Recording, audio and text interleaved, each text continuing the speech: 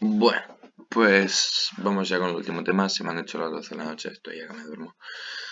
Pero venga, vamos a darle y dejamos esto ya cerrado. Vamos con el tema 6, el reformismo borbónico en el siglo XVIII.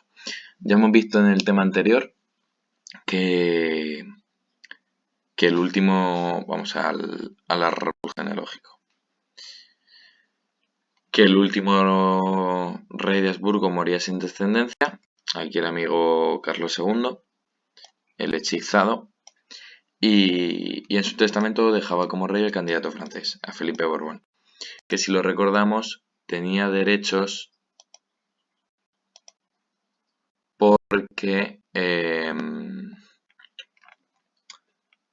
porque pues su abuelo se había casado con una infanta española y bueno, aquí tenemos a Felipe V, inicio de la dinastía de los Borbones.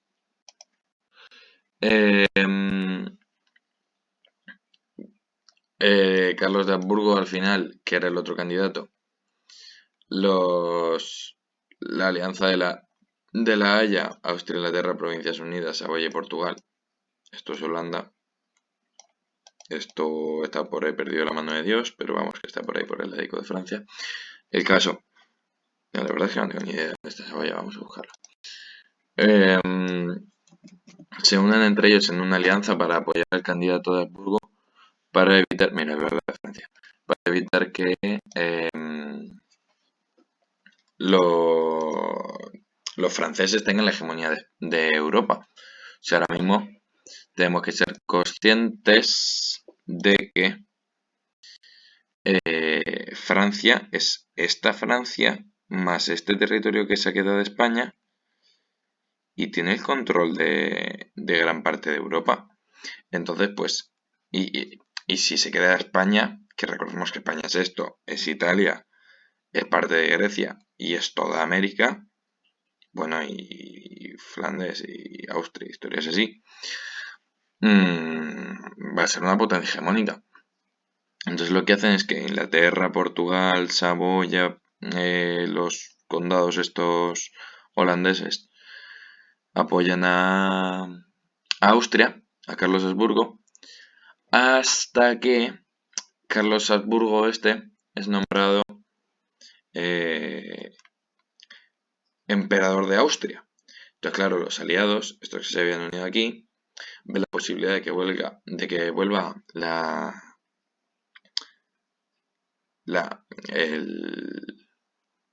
la hegemonía de los Habsburgo, que es la española, y entonces pues cambian de estrategia y un poco como que aceptan al Borbón como rey. ¿Esto dónde se hace? En la paz de Utrecht. Importante. Pregunta de examen. Casi confirmada es lo que le ha caído a otras clases. Si está viendo esto para el elevado, lo siento. Tratado de Utrecht. Tenemos este contexto. Tenemos el resultado del tratado. Se reconoce Felipe V, el animoso, duque de Anjou, como rey de España. Pero supuestamente no se puede unir con Francia. Es decir, que de alguna forma intentan mantener separados los dos países para que no se vuelva hegemónico, pero al final son la misma familia y un poco el abuelo de aquí el amigo Felipe V va a estar gobernando prácticamente desde París, va a gobernar España también. Y luego renuncia a los territorios europeos de derechos económicos, pierde las Indias, los derechos económicos y luego Flandes, Luxemburgo, Milán, Nápoles y Sicilia, es decir, Flandes, Luxemburgo, Milán, Nápoles y Sicilia, se lo entrega a Austria. Es decir, todo esto pasa a ser Austria. Luego, eh, luego, Cerdeña se la entrega a Saboya. Pues, a ver, ¿qué queréis que diga? Cerdeña, esta es la de aquí, se la da a Saboya, le duplica el tamaño del país. Pues oye, eso que se llevan. Y ya por último, Gibraltar, Menorca, el asiento negros y el navío de permiso a Gran Bretaña. Es decir, que a Reino Unido lo que le va a entregar es Menorca, le va a entregar Gibraltar, que lo mantienen hoy en día, y luego él les va a entregar también el navío de permiso, o sea, los barquitos que iban de acá para América. Bueno, pues España al final, después de esto, se queda reducida a lo que conocemos como España y relativamente América. Es decir, América es nuestra, es parte de España, sabemos que hasta el siglo XVIII no la vamos a perder, pero ya no tenemos tanto beneficio económico de ella. Con lo cual, vamos con el desarrollo. El despotismo ilustrado. El despotismo ilustrado. ¿Qué es el despotismo ilustrado? El despotismo es la monarquía absoluta, es el absolutismo, es decir, gobierna el rey teóricamente para el pueblo. Teóricamente todo lo que va a hacer este rey va a ser para beneficio del pueblo. Ahora, todo por el pueblo, pero sin el pueblo. ¿Qué significa esto? Que él va a tomar las decisiones que considere que son las mejores para su pueblo, pero sin consultar al pueblo. O sea, yo creo que lo mejor es que haya una religión única católica. Es lo mejor para el pueblo. No le voy ni a preguntar qué quiere. Ya está, lo hace. Es monarquía absoluta, puede hacer lo que le dé la gana. Despotismo ilustrado. Pues aquí lo tenéis, Felipe V y el sucesor Carlos III. Pim pam pum, Carlos III, Carlos III, Carlos III, Carlos III. Estos dos, de hecho Carlos III va a ser de los más importantes del despotismo ilustrado a nivel europeo, van a ser pues los que desarrollan este despotismo ilustrado en España. Es decir, pues lo que os he dicho. Bienestar de los súbditos, pero sin consultarles. Reformas de Felipe V. Después de ganar la guerra esta, cuando derrotamos al amigo Carlos de Habsburgo, el de Austria, apoyado por la corona de Aragón. Esto es importante tenerlo en cuenta. En España, la corona de Aragón estaba a favor del emperador de Austria. Y sin embargo, la corona de Castilla estaba a favor de Francia. Entonces, realmente la guerra fue un poco Francia y Castilla contra Aragón, Portugal, Reino Unido, condados estos y Austria. La gana Castilla y Francia, imponen a los Borbones. Y entonces lo que hace como represalia por Felipe V contra la corona de Aragón por no haberle apoyado es que abole los fueros. Decide que en los decretos de nueva planta Aragón es parte de España y con lo cual él manda allí, ni fueros ni leches. Ellos ya no se hacen su ley propia. Ahora eso es España. Con lo cual tenemos unificación institucional de España. Esta es la primera vez que existe España como la conocemos hoy en día. Es decir, España, la península ibérica es España. Obviamente a falta de Portugal, Gibraltar y eso, pero es ya prácticamente la España que conocemos hoy en día. Porque hemos perdido Italia, hemos perdido tal, pues nos falta Menorca y nos sobra América y Filipinas. Se reestructura el gobierno y en vez de haber consejos territoriales tenemos, o sea, esto ya tenerlo en cuenta, esto es prácticamente la España que tenemos hoy en día. O sea, ahora ya tenemos un rey, que sí que es verdad que aquí el rey es absolutista, tiene todo el poder, ahora sabemos que no, tenemos una monarquía parlamentaria, pero ya tiene el sistema de ministros, es decir, tiene un ministro de Estado, un ministro de Hacienda, ministro de Guerra, ministro de Marina y ministro de Justicia. Luego unas Cortes Generales, como lo que tenemos ahora, con sus diputados y sus historias, y tenemos ya los capitanes generales, las audiencias y los corregidores de las ciudades. Es decir, un poco como está organizado hoy en día. O sea, tienes al rey, en nuestro caso el presidente, luego sus ministros y luego ya en cada, bueno, unas cortes. Y luego ya tienes en las ciudades una audiencia, una delegación del gobierno. Además ahora El sistema actual que tenemos de pagar impuestos se llama catastro. Es un sistema donde cada uno paga en función de su riqueza, no paga una tarifa fija. Es decir, se supone que el millonario obviamente va a pagar más impuestos que el que cobra la renta mínima. Pues esto es lo que se hace, un poco inventario de la riqueza de cada pueblo y eh, cada uno paga en función de lo que tiene, o sea, paga un porcentaje, lo que viene a ser ahora el IVA. Pues eso es, no exactamente el IVA, pero eso, un impuesto que es un porcentaje de. Reformas de Carlos III. Ya lo hemos dicho, de Felipe V pasamos a Carlos III de Borbón. Y así hasta llegar a nuestro queridísimo, no sé, bueno, rey Felipe. Y pues eso. Primero crea la Lotería Nacional, la que tenemos hoy en día, y desamortiza la eclesiástica, es decir, los jesuitas, que eran los encargados de la educación en España, se les expulsa de España porque se les acusa un poco falsamente del motín de Esquilache, que sabemos que es que los ministros italianos de Carlos III,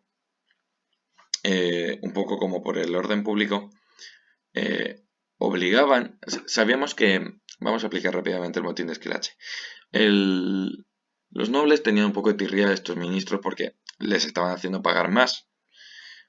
Además, el precio del pan, el precio de la agricultura y tal había subido y había hambre, había escasez de alimento, eh, se avecinaba una rebelión y ya el detonante fue cuando los ministros italianos impusieron una regla de que el sombrero de ala ancha y la capa larga que se había vestido tradicionalmente en España debía ser sustituida por un sombrero de 3 picos que dejase la cara a la vista y una capa corta que no permitiese embozarse.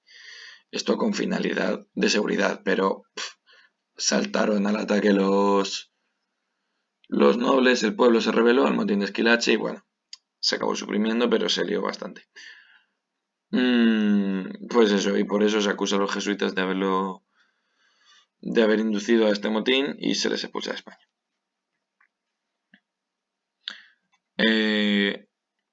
Además, para evitar pedir préstamos a los extranjeros, se crea el Banco Nacional de San Carlos en 1782. Primer Banco Nacional de España. Aquí ya estamos viendo, se está formando la España que conocemos hoy en día. Seguimos teniendo esta monarquía, seguimos teniendo este sistema de gobierno, no por el rey, sí por los ministros, los delegados territoriales, el Banco Nacional, tenemos la lotería, tenemos la desamortización eclesiástica. Además, vamos a ver que tenemos los primeros billetes de papel. Es decir, un poco se queda más de lado la moneda y para grandes cantidades de dinero se puede usar el billete, como hoy en día, ya lo estamos viendo. Se devalúa muy rápido. O sea, pensar que el papel se produce mucho más fácil que una moneda. O sea, tú la moneda necesitas el oro, necesitas la plata, el papel lo imprimes y a tomar por culo. Entonces, es por esto que enseguida hay billetes por todos lados que te los encuentras por la calle y se devalúa muchísimo. Se deja de utilizar prácticamente, se vuelve a la moneda. Luego se hacen unas reformas económicas centradas en la agricultura, la industria y el comercio. Se crearon las sociedades económicas de amigos del país. Y bueno, vamos a ver un poquito, vamos a entrar en profundidad en cada uno. Primero la agricultura. Se establece la libertad de comercio para los cereales. Mira, teníamos aquí el motín de Esquilache, bueno, no pasa nada. La libertad de comercio para los cereales.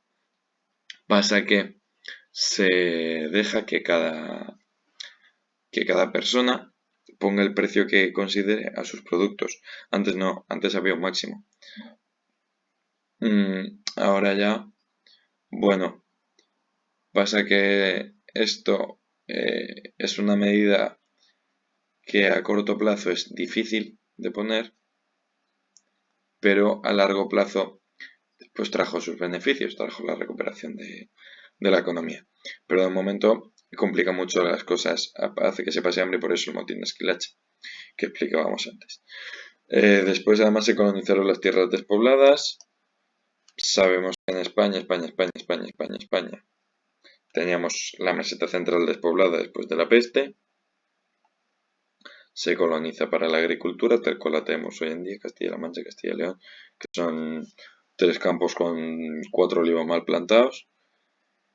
Y aquí lo tenéis. Se coloniza Sierra Morena, Guadalquivir y el sureste. Sureste, que no. Sí, sureste nosotros, sureste Murcia.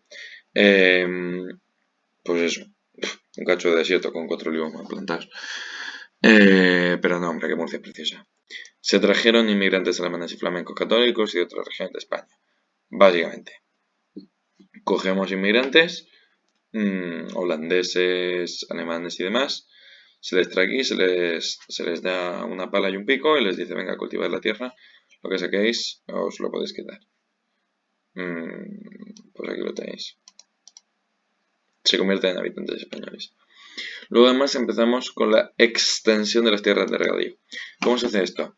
Realmente las tierras de regadío la introdujeron en España los musulmanes por el sistema de acequias y canales, pero esto se va a llevar a un nivel superior con la creación de pantanos y un canal imperial. Recordemos que seguimos siendo un imperio, aunque poco nos queda ya, pero bueno, seguimos siendo imperio. Pasa que con esto ya podemos llevar el agua a todas partes, o sea, ayuda mucho. Luego sabemos que Lorca, la pobre se cometió lo malo, reventó la presa de Lorca, 600 muertos. Todos sabemos lo que es una presa. Espero, vamos, así rápidamente. Presa ibérica. No, presa ibérica. Presa agua. Poco vegano eso. Vale. Hacen una presa para controlar el agua, la de Lorca revienta, muere mucha gente. Vamos a lo importante. En cuarto lugar tenemos la ley de arrendamientos municipales.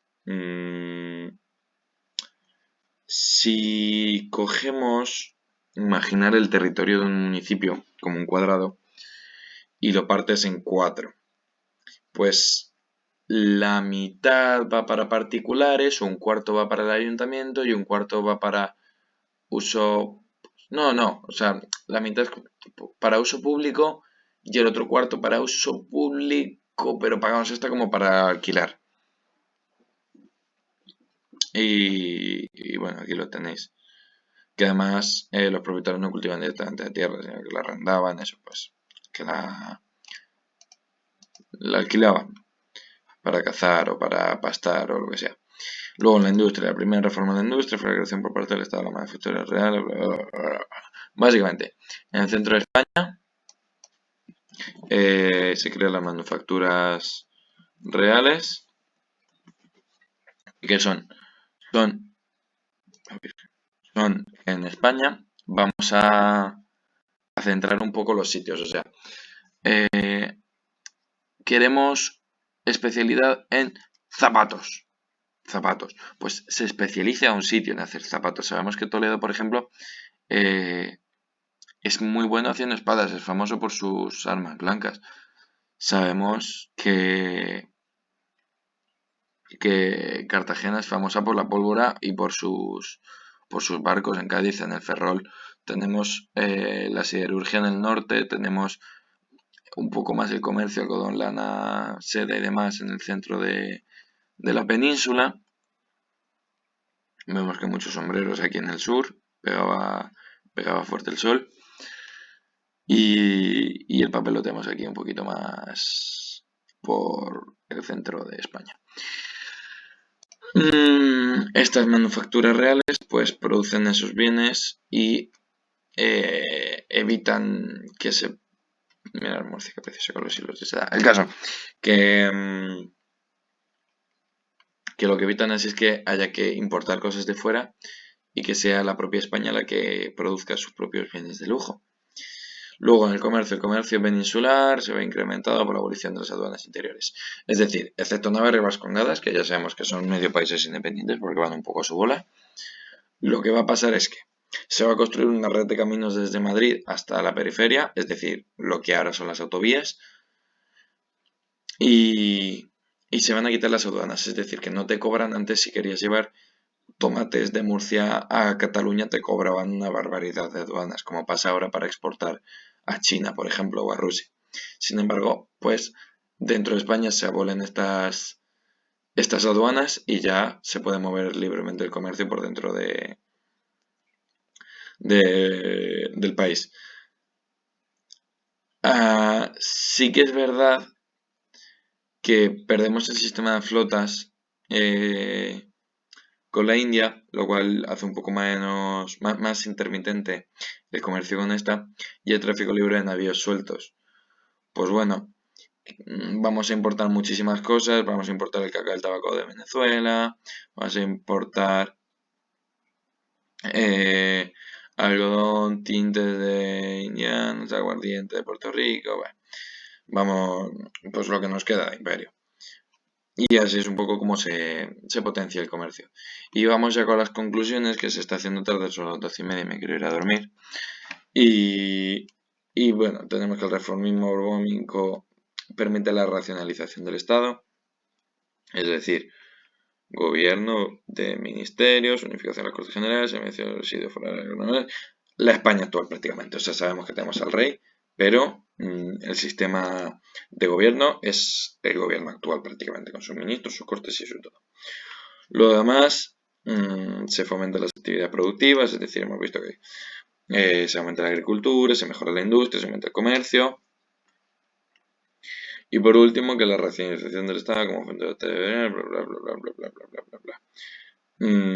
Aumentamos muchísimo la población. O sea, recordar que habíamos quedado mermados a 7 millones de habitantes, 7 millones en Castilla, medio millón en Aragón después de la peste.